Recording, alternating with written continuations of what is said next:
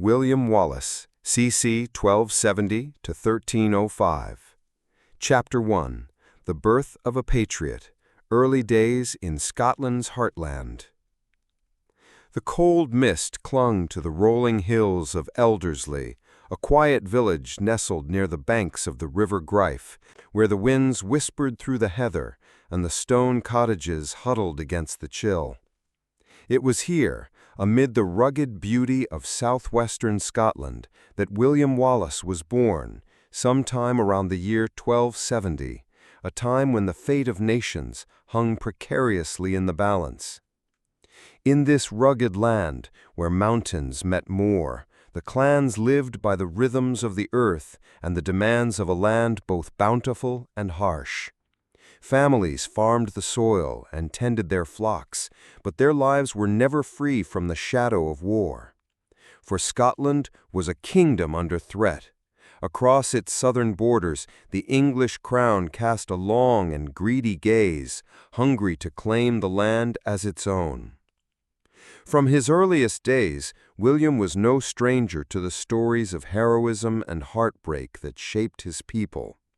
Tales of fierce warriors who defended their homes against invaders, of kings who bled to protect the crown, filled the fireside conversations.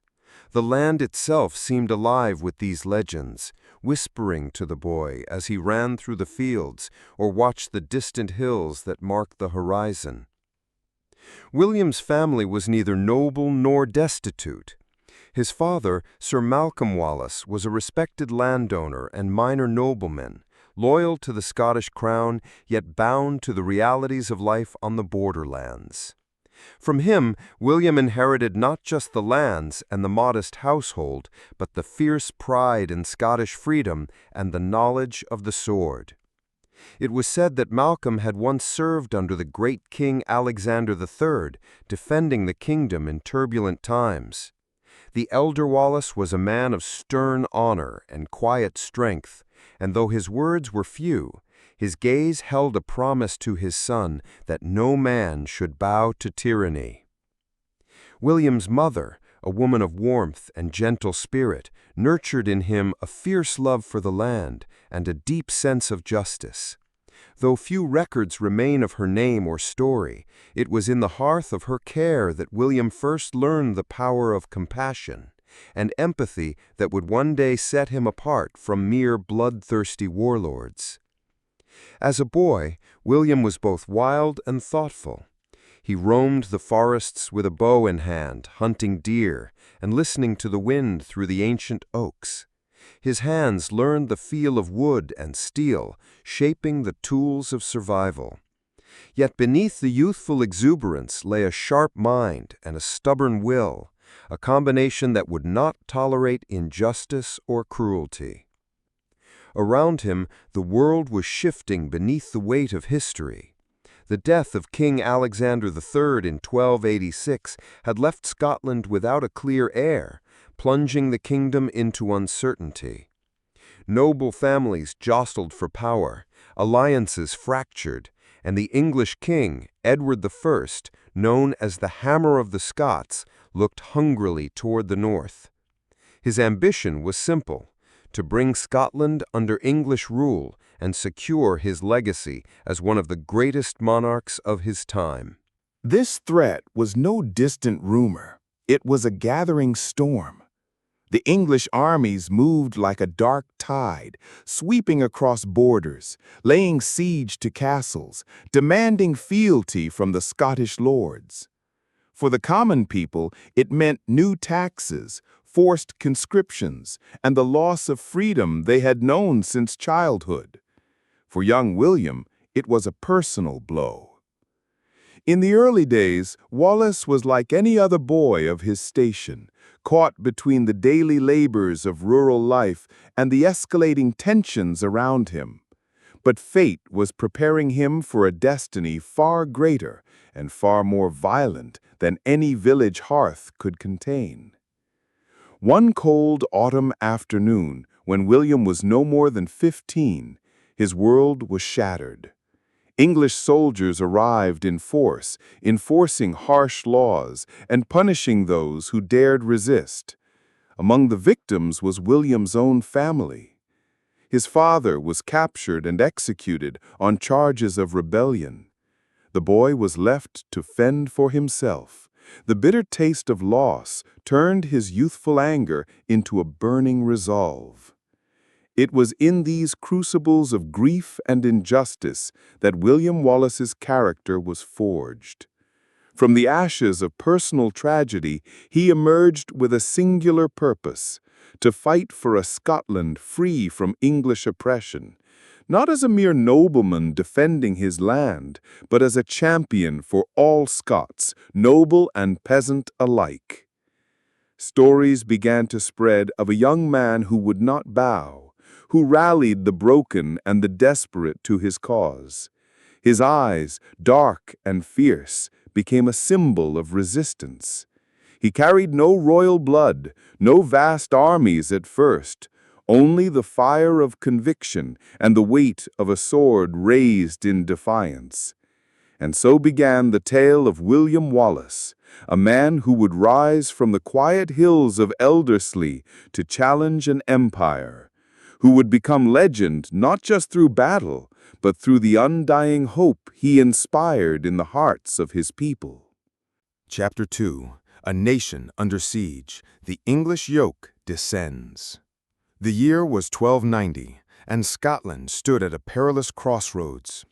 The sudden death of Margaret, the Maid of Norway, the young heir to the Scottish throne, had left the kingdom leaderless and fractured. With no clear successor, the great noble houses jostled for power, each eyeing the vacant crown with ambition and suspicion. The once proud nation seemed poised to unravel, vulnerable to the designs of its powerful neighbor to the south. Edward I of England, a king as cunning as he was ruthless, saw in Scotland's turmoil an opportunity to extend his dominion. Known to his enemies as the Hammer of the Scots, Edward was a monarch who understood that kingship was not merely about ceremony or lineage, but about control, fear, and unrelenting force. To him, the rocky land of Scotland was a prize to be claimed, a prize that would add to his empire's wealth and prestige. Into this storm of political intrigue and uncertainty stepped a man who would become both the spear and the shield of his country's desperate hope. William Wallace, now a young man in his early 20s, had grown from the grief and fury of his childhood into a figure of quiet strength and fierce determination. He had witnessed firsthand the suffering brought by the English occupation, the heavy taxes, the arbitrary arrests, the brutal punishments meted out to those who dared resist. The English crown's grip tightened like a noose. Lords who refused to swear allegiance to Edward found their castles besieged and their families torn apart. Towns were burned, fields laid waste. It was a time when survival demanded not only courage, but cunning. For many Scots, hope was a flickering candle in the dark. Wallace had no claim to nobility beyond his family's modest estate, no great army at his command. But what he lacked in rank, he made up for in the fierce loyalty he inspired among the common folk. Farmers, shepherds, tradesmen, they saw in him a man who would not bend the knee, who carried the fight back to the oppressors. It was a dangerous path, but one that spoke to the very heart of Scottish pride. Tensions reached a breaking point in the village of Lanark, where a tragic and violent event is said to have ignited Wallace's personal war against the English. According to legend, an English sheriff, an agent of Edward's rule, committed a grievous wrong against Wallace's wife. Enraged, Wallace struck back, killing the sheriff and setting into motion a chain of events that would forever alter Scotland's fate. Though the exact details of this incident remain shrouded in myth and history, its symbolic power is undeniable. It was the moment that the young patriot stepped from the shadows of obscurity into the glare of rebellion. What followed was a rapid escalation of conflict, as Wallace gathered men who had suffered similar abuses and turned them into a fighting force. These early bands of rebels were not seasoned knights, but fierce, desperate men armed with farm tools and hunting weapons, driven by a raw desire for freedom. Wallace's leadership transformed this ragtag group into a force that could challenge the might of the English army. He knew the land, the dense forests, the steep hills, the hidden valleys, and used this knowledge to strike swiftly and disappear before the enemy could respond. Stories began to circulate of attacks on English patrols, the destruction of supply lines, and the liberation of towns under siege. The rebel forces were a ghost in the landscape, appearing suddenly with the thunder of hooves and the clamor of battle, then vanishing like smoke on the wind. The English forces, confident in their superiority, found themselves outmatched by a foe who fought with the fury of a people defending their very existence. Wallace's reputation grew, his name whispered with both fear and hope across the countryside. To the English, he was a dangerous outlaw, a thorn in the side of their ambitions. To the Scots, he was a beacon, a symbol that resistance was not only possible, but inevitable. The rebellion was not just a fight of swords and arrows, it was a war of wills. Edward I dispatched armies and envoys, demanding submission and offering terms of peace that few trusted.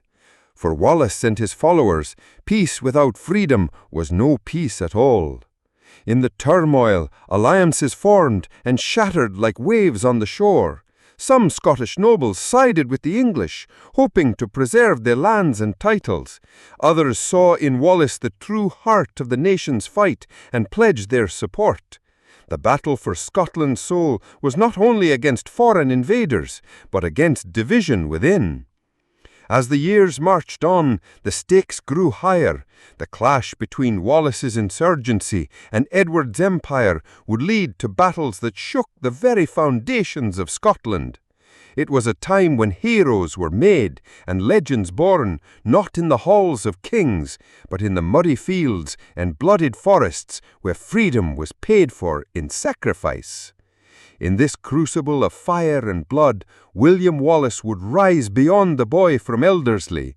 He would become the embodiment of a nation's yearning for independence, a man whose name would echo through the centuries, a rallying cry for all who dared to defy oppression.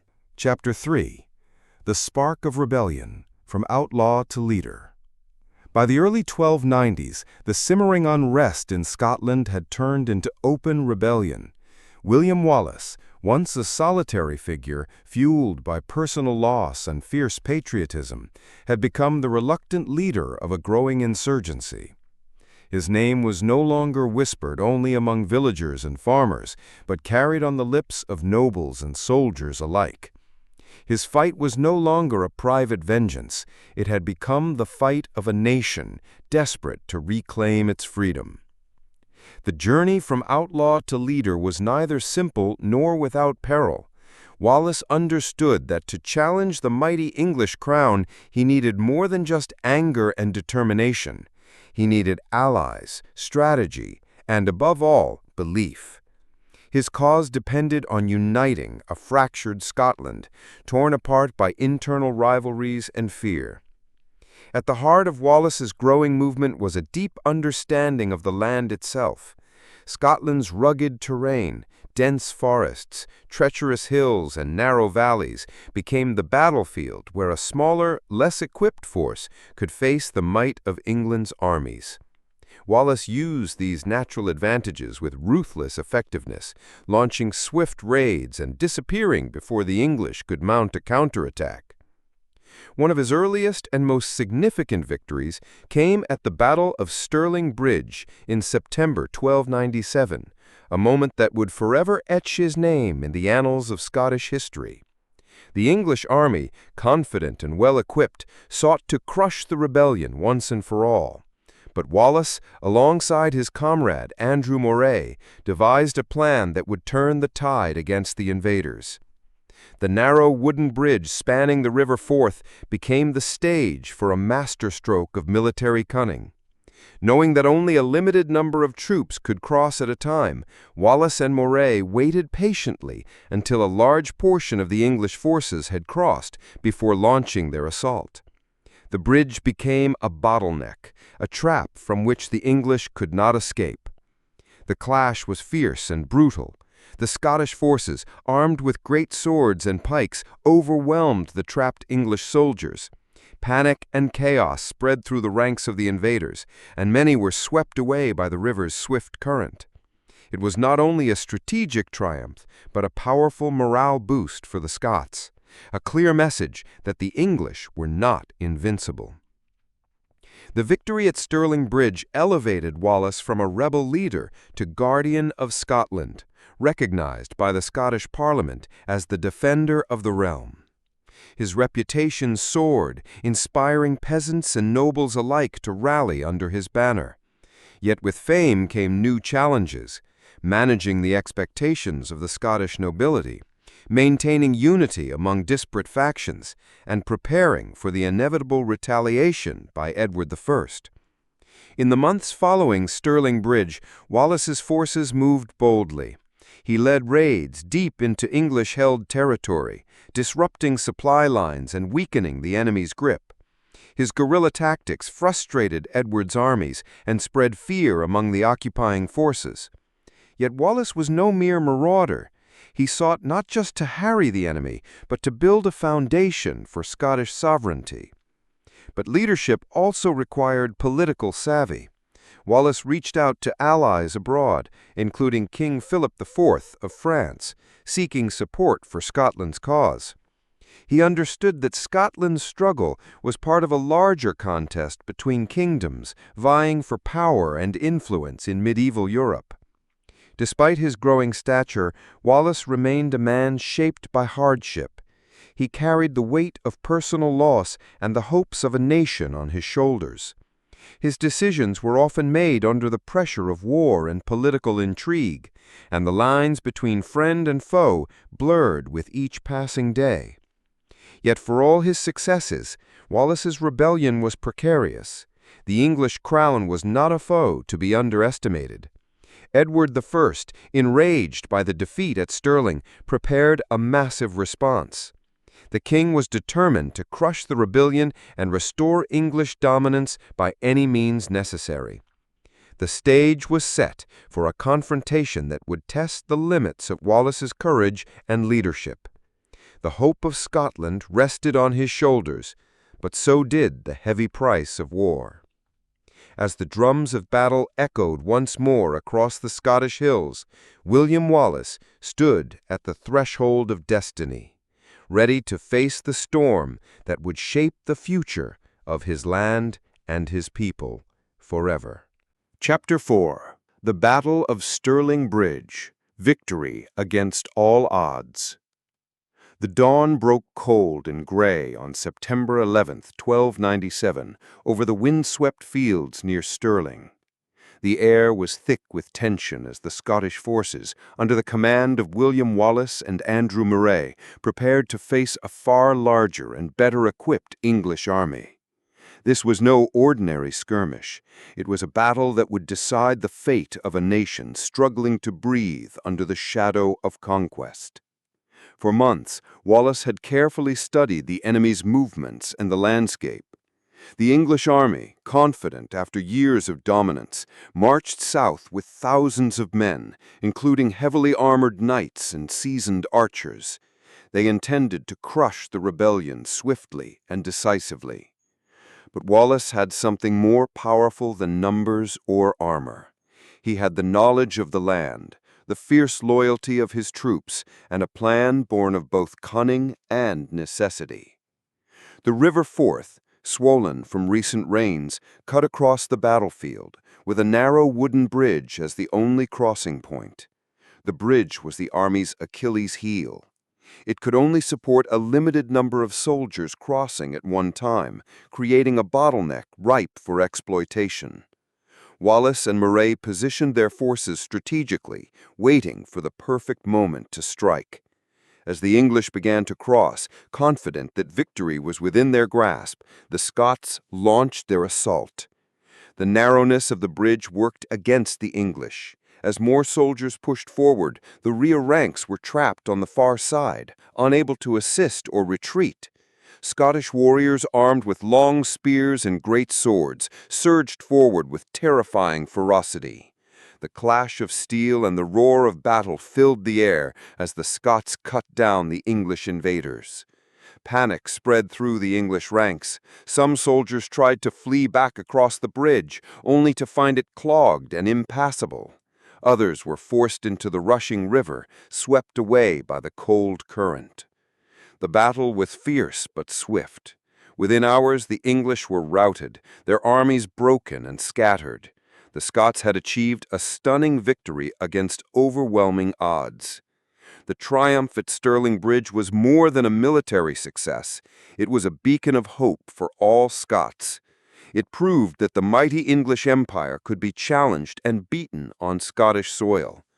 Wallace's leadership was lauded across the land, and his name became synonymous with courage and resistance.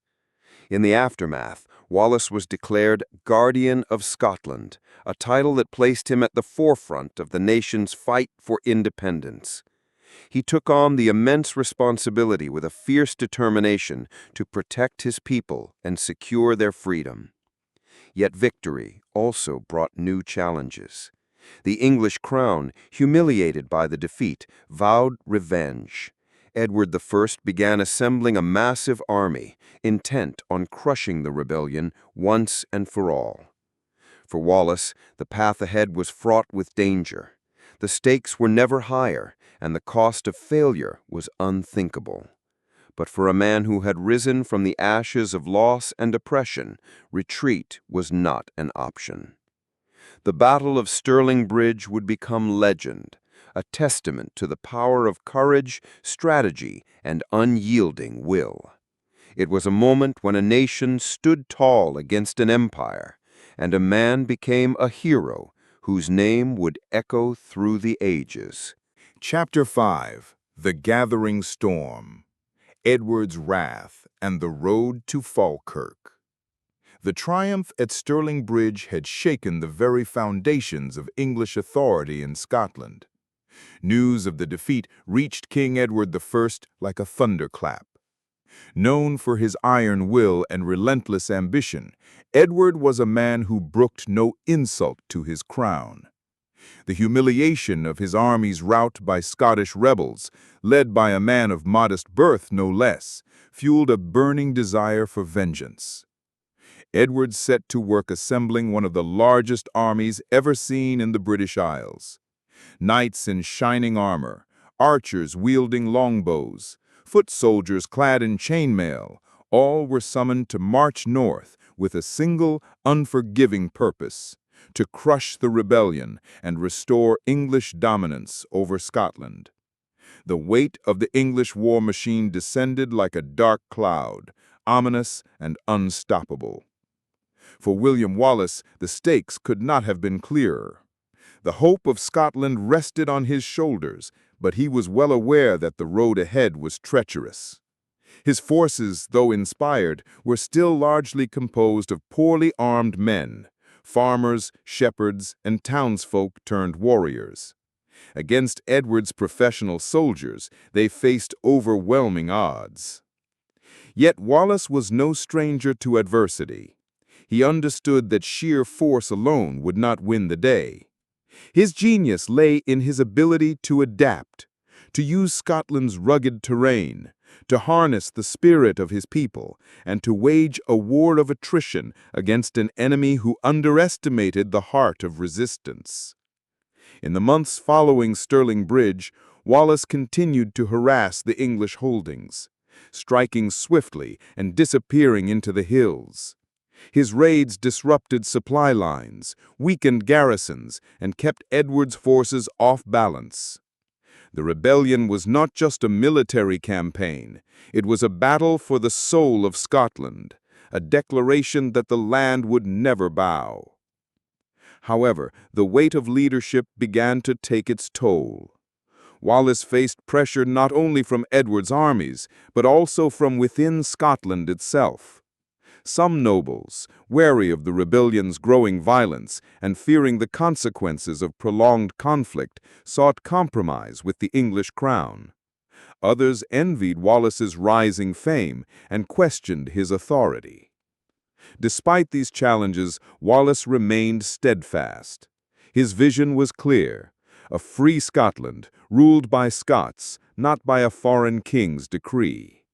To achieve this, he needed to unite his people, inspire loyalty, and prepare for the inevitable clash that would decide their fate. That clash came at Falkirk in July 1298. Edward's army, vast and well-equipped, advanced with brutal precision. Wallace's forces met them on the open fields, where the narrow terrain and natural defenses that had served them well at Stirling were absent. It was a brutal and bloody confrontation, unlike any they had faced before. The battle was fierce and chaotic. English archers unleashed a deadly hail of arrows that tore through the Scottish ranks. The heavy cavalry charged with terrifying force, breaking through lines and scattering the poorly armored Scottish foot soldiers.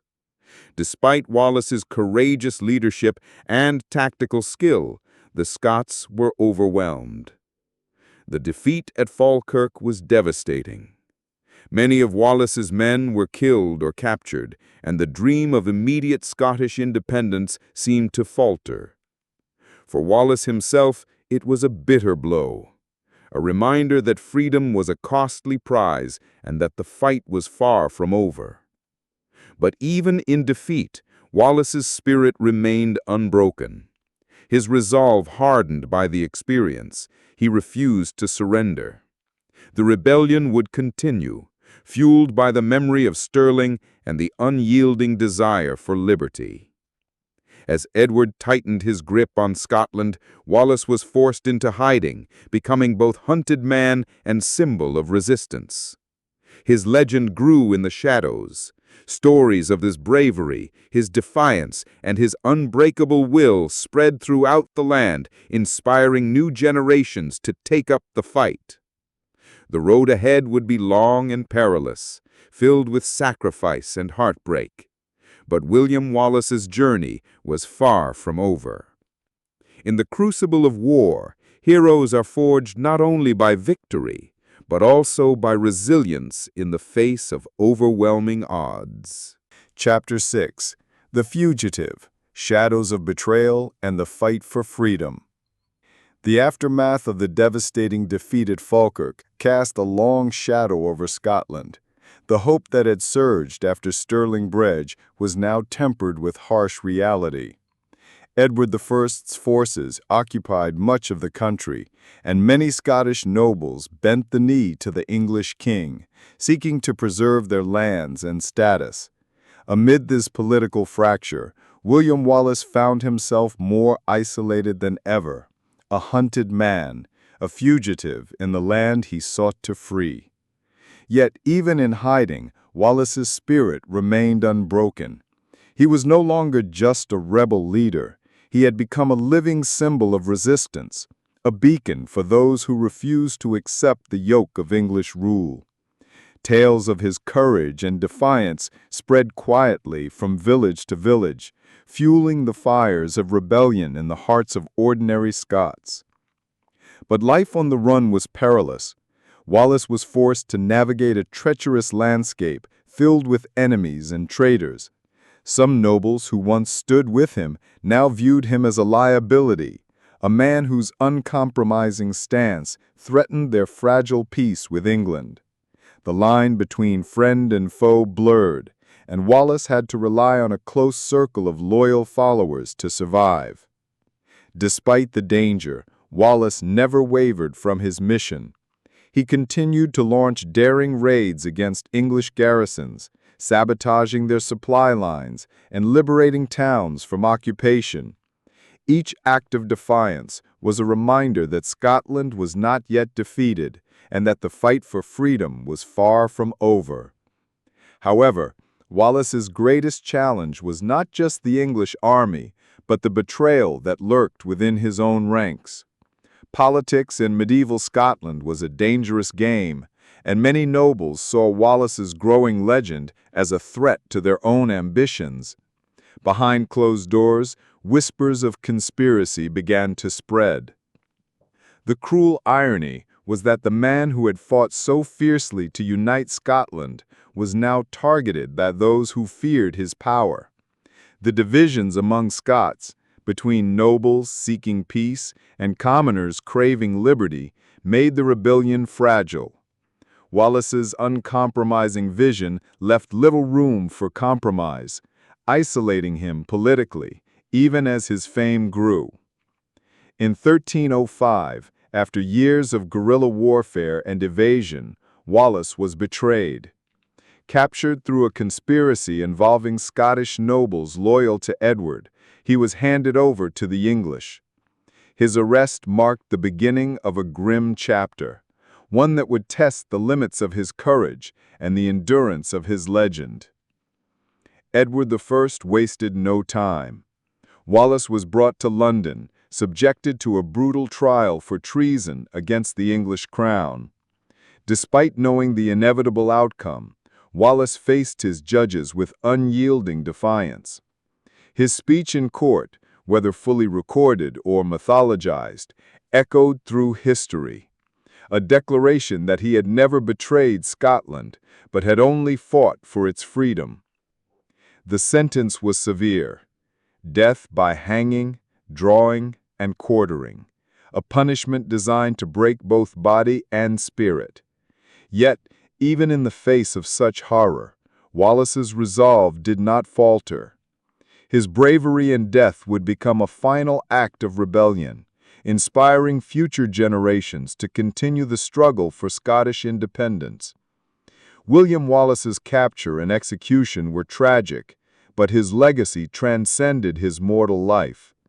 He had shown that a man of humble origins, armed with conviction and courage, could challenge the mightiest empire of his age.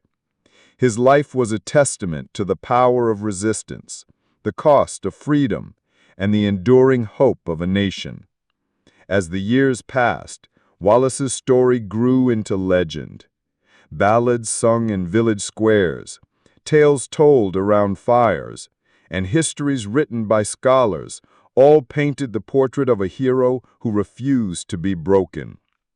His name became a rallying cry: freedom, for all who dared to dream of a Scotland free from tyranny. Chapter 7. The Execution, Martyrdom, and the Birth of a Legend.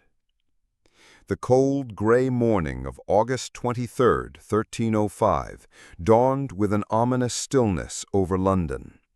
William Wallace, the man who had dared to challenge the might of England, stood bound and broken before a crowd that thrived on spectacle and cruelty.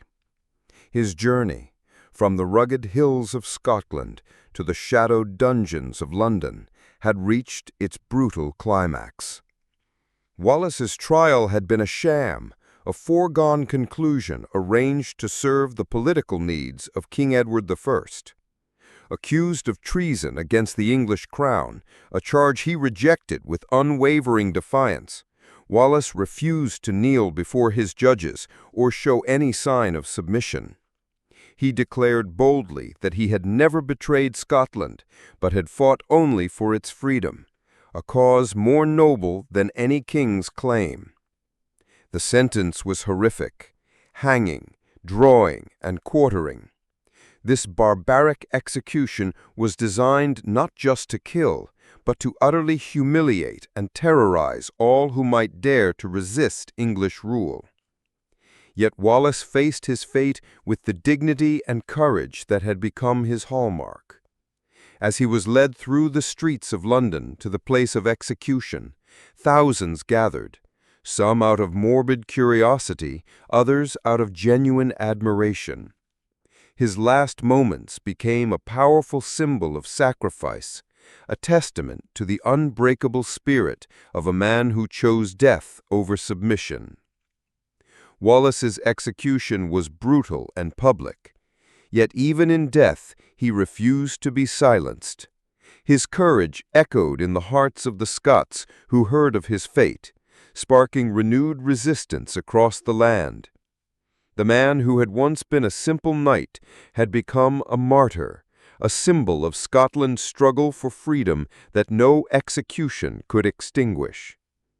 The English authorities attempted to make an example of him by displaying parts of his body in various locations throughout Britain, warnings meant to quash any flicker of rebellion. Instead, these grisly displays only fanned the flames of Scottish nationalism. Wallace's death marked a turning point. Though the rebellion lost its fiercest leader, his legacy galvanized a nation. His story was passed down in ballads, poems, and stories, transforming him into a legendary figure whose spirit could never be crushed. The memory of William Wallace became a beacon for future generations of Scots, inspiring them to continue the fight for independence. His name was whispered in secret gatherings, carried as a banner into battles, and immortalized in the hearts of those who longed for freedom. In death, as in life, William Wallace was more than a man. He was the embodiment of Scotland's unyielding will to be free. Chapter 8. The legend lives on. Scotland's unbroken spirit. Though William Wallace's life was cruelly cut short, his story was only just beginning to unfold. His death in 1305 sent shockwaves through Scotland and beyond, transforming him from a mortal man into a symbol, an eternal flame of defiance against oppression. In the years that followed, tales of Wallace's bravery and sacrifice spread far and wide. Balladeers and poets wove his deeds into the fabric of Scottish culture, ensuring that his name would be remembered not just as a warrior, but as the embodiment of a nation's longing for freedom. To many Scots, he was a hero who had dared to stand against a colossal empire, a beacon of hope in the darkest of times. The political landscape of Scotland, though shaken, remained unsettled. Edward I's grip was strong, but resistance endured. Wallace's martyrdom inspired new leaders to rise, men and women determined to carry forward the fight he had ignited. His example taught them that courage, conviction, and unity were vital weapons against tyranny. Among those inspired was Robert the Bruce, a nobleman whose own quest for Scottish independence would culminate in victory decades later. Robert understood that Wallace's fight had laid the foundation for future triumphs. Without Wallace's sacrifice and the hope it kindled, the dream of a free Scotland might have faded. The spirit of rebellion persisted in the hills and glens, in the hearts of peasants and nobles alike. Even as the English king tightened his hold, small acts of defiance continued to erupt. Guerrilla attacks, secret meetings, and the quiet refusal to submit. Wallace's name was a rallying cry whispered in secret, a reminder that freedom was worth any cost. Meanwhile, Edward I's death in 1307 marked a shift in the struggle. His son, Edward II, lacked the resolve and military skill of his father, providing the Scots with an opportunity to reclaim their land. The battle for Scotland's independence, fueled by the legacy of Wallace, was far from over. Centuries later, Wallace's story would reach audiences far beyond Scotland. His life and sacrifice inspired novels, films, and countless retellings that captured the imagination of people around the world. His image as the rugged freedom fighter, clad in armor, wielding a great sword against overwhelming odds, became iconic, a timeless symbol of resistance and courage. But beyond the myth and legend, the real William Wallace was a man of flesh and blood, shaped by the brutal realities of medieval warfare and politics. His story reminds us that history is forged not just by kings and conquerors, but by those willing to stand up for their beliefs, no matter the price. The legacy of William Wallace endures not only in statues and stories, but in the enduring spirit of Scotland itself, a testament to the power of one man's courage to change the course of history. Chapter 9. The Rise of Robert the Bruce, Carrying the Torch of Freedom. In the wake of William Wallace's martyrdom, Scotland stood at a crossroads. The country was scarred by years of war, occupation, and betrayal, yet the flame of rebellion burned ever brighter in the hearts of its people. Wallace's sacrifice had become the foundation upon which a new chapter in Scotland's fight for independence would be built, a chapter defined by a new leader destined to reshape the destiny of the nation. Robert the Bruce was a man of noble birth, a warrior of keen intellect and fierce ambition. Unlike Wallace, whose roots lay among the common folk, Bruce was part of the Scottish aristocracy, a clan chief who understood the intricate dance of politics as well as the brutal realities of war. His path to leadership was complex, marked by shifting alliances, rivalries, and moments of doubt. Despite their different backgrounds, Bruce and Wallace shared a common goal: the liberation of Scotland from English rule. Bruce recognized that Wallace's uprising had awakened a spirit of resistance that could not be extinguished. He vowed to carry that torch forward, to unite Scotland's fractured clans and nobles under a single cause. Bruce's struggle was as much political as it was military.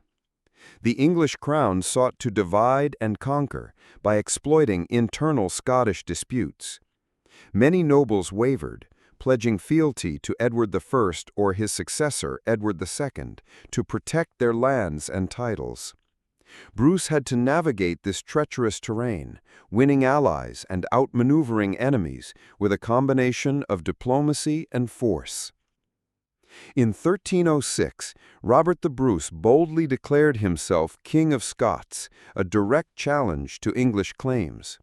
This act reignited the flames of rebellion, but it also made him a target.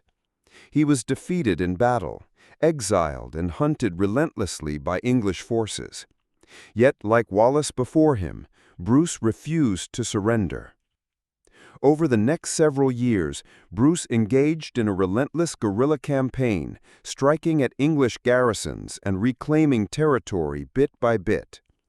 His leadership was marked by patience and determination, a strategic vision shaped by the lessons of Wallace's uprising and the brutal realities of medieval warfare. The pivotal moment came in 1314 at the Battle of Bannockburn. Bruce's forces, though outnumbered, used the rugged Scottish terrain and clever tactics to deliver a crushing defeat to the English army led by Edward II. This victory was more than just a battlefield triumph. It was a symbol of Scotland's enduring resolve and a vindication of the long, arduous fight for independence. Robert the Bruce's reign consolidated the gains made possible by Wallace's earlier rebellion. Though the road to full independence remained long and fraught with challenges, Bruce's leadership marked a turning point, a moment when the dream Wallace had fought for moved closer to reality. Through Robert the Bruce, the legacy of William Wallace lived on. The courage and sacrifice of one man had sown the seeds of freedom that another would nurture to fruition. Together, their stories form the heart of Scotland's enduring tale of resistance, resilience, and hope. Chapter 10. Legacy of a Legend. Freedom's Enduring Flame. The struggle for Scotland's independence was far from over after the death of William Wallace, but his life and sacrifice had set into motion a powerful force, one that would continue to shape the destiny of a nation for centuries. As Robert the Bruce secured victories and reclaimed Scottish lands, it was Wallace's spirit that lingered in the hearts of every Scotsman and woman who dreamed of freedom. The years following the Battle of Bannockburn were a time of cautious hope and relentless struggle. Treaties were signed and broken, alliances forged and shattered, but the dream of a free Scotland endured. Wallace's name was invoked as a rallying cry, a symbol that even the mightiest empire could not silence the desire for self-determination. Centuries later, William Wallace's story transcended the pages of history books and became immortalized in song, literature, and film. The image of the fierce Highland warrior, his great sword raised high, standing against overwhelming odds, captured the imagination of people worldwide. Yet beneath the legend lay the true story of a man who faced impossible challenges with courage, who dared to fight when others would not, and who paid the ultimate price for the cause he believed in. Wallace's legacy is not just a tale of battles and bloodshed. It is a testament to the power of conviction, the strength of resistance, and the unbreakable will of a people to claim their freedom. In Scotland today, statues and monuments stand in honor of William Wallace, but more importantly, his story lives in the spirit of the nation. Every act of defiance against injustice, every cry for liberty, echoes the path he carved centuries ago. His journey from a young knight to a legendary hero is a beacon of hope, inspiring countless generations to believe that freedom is worth fighting for. As the sun sets over the rolling hills of Scotland, one can almost hear the whispers of Wallace's sword and the chants of his loyal followers, a timeless reminder that courage, sacrifice, and the pursuit of justice will forever illuminate the darkest nights. The story of William Wallace is not just history, it is a living legend, proof that one person, armed with unwavering resolve, can ignite a movement that changes the course of a nation and echoes through the ages.